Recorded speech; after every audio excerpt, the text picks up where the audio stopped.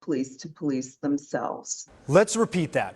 The Department of Justice does not believe Phoenix PD can police itself, and it's for a lot of reasons. I'm ABC 15 Chief Investigator Dave Biskobing, and this is the last story in our special and unprecedented series.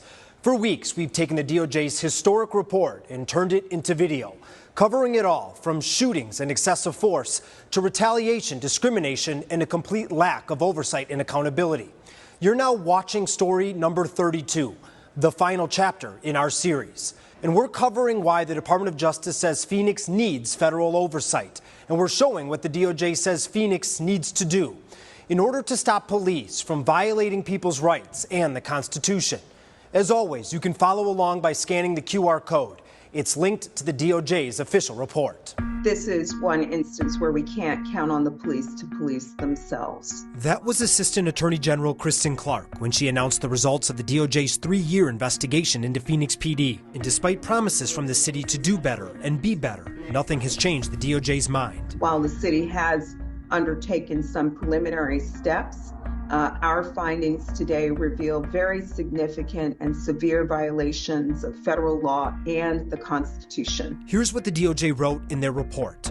Our experience shows that reforms on paper are not enough to address entrenched unlawful practices of the degree we describe in this report. Recently, the city issued a Road to Reform report laying out what the city has done and intends to do in the future.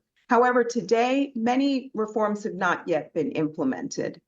Other reforms exist on paper, but not in practice. In its report, the DOJ outlined what it wants from Phoenix with a list of recommended remedial measures. There are 37 of them. Here are some of the key ones. When it comes to use of force, the DOJ found Phoenix kills too many people and uses excessive, unnecessary, and unreasonable force, and that's even against kids and people with special needs. So, the DOJ wants improved policies, reporting, review, data, and training. Yeah, just go in there and get your belongings, get your trash. When it comes to the treatment of the unhoused population, the DOJ found Phoenix wrongly takes and destroys their belongings and over-polices them. I gotta get my tickets up this month, okay? Officers even target the homeless to boost arrest numbers. That's why the DOJ wants improved policies for the seizure and destruction of property and better documentation for how officers police the homeless.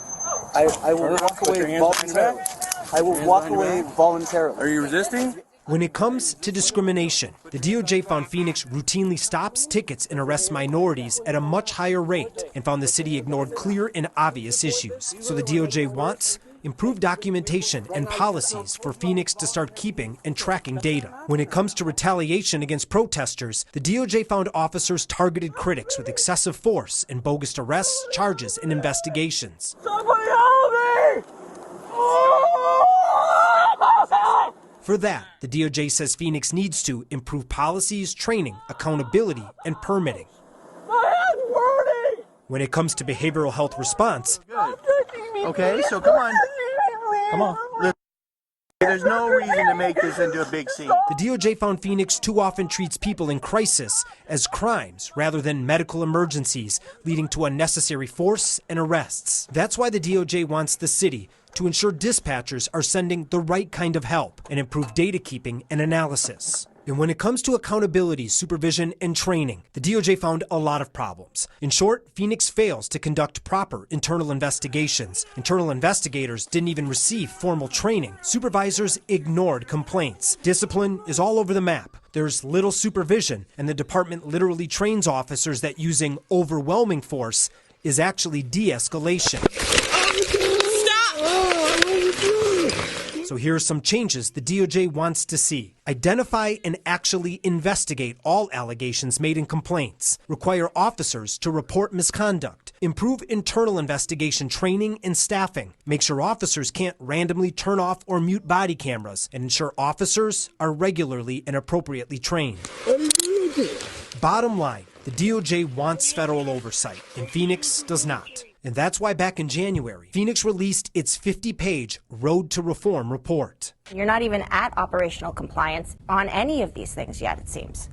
It certainly is a process. You have to build policy, you have to train, and then you have to measure your compliance in the different areas. But I can tell you, we're moving at a much faster pace in this reform than if we had court oversight. ABC 15 senior investigator Melissa Blasius interviewed interim chief Michael Sullivan. At the time, Phoenix hoped their Road to Reform report could convince the DOJ to end its investigation and just issue recommendations. Court oversight is very burdensome.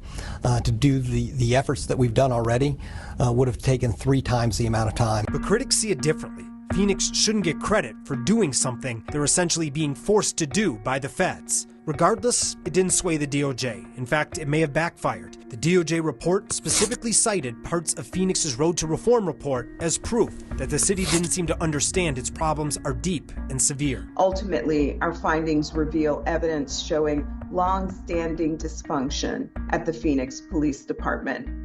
The problems at their core reflect a lack of effective supervision, training, and accountability. So, again, this is the 32nd and final story in our special series. In hours of coverage, we've laid out what's inside the DOJ's report, going beyond the words to show real video from real cases impacting real people. As we said in our very first story, this series is not about whether federal oversight is the right decision. It's about understanding what's inside one of the most consequential documents in city history. That's why we have it all. The DOJ report, every story in our series, our past reporting that sparked the DOJ investigation, and our ongoing coverage. It's all at abc15.com/DOJ. I'm